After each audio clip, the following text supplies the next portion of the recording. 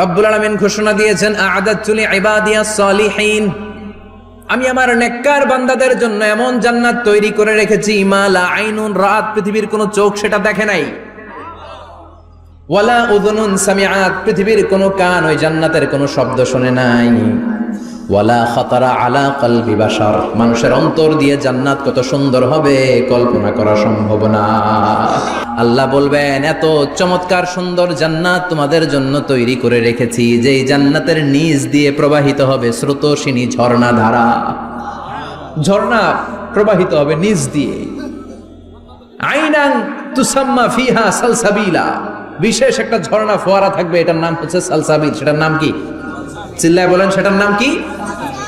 এভাবে জান্নাতীরা ডানে বায়ে সামনে পেছনে জান্নাতের নাজ নেয়ামত দেখতে থাকবে।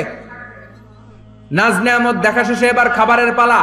প্রথম জান্নাতে এটা দেয়া হবে মাছের ভুনা কলিজা। মাছের ভুনা কলিজা দেওয়ার পরে জান্নাতীদের সামনে ট্রেতে করে ফেরেশতারা পাখির ভুনা গোশত নিয়ে আসবে।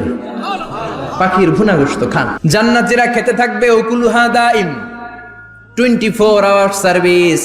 এমন কোন সময় নাই যেই সময় খাওয়া পাওয়া যাবে না, যখনই বলবে তখনই খাবার দিবে কে? আল্লাহ। ওয়া ফাকিহাতিন কাসীরা লা মাকতুআতিন ওয়ালা মামনুআ, অঢেল ফল থাকবে, কেউ নিষেধ করবে না, নষ্ট হবে না। সুবহানাল্লাহ।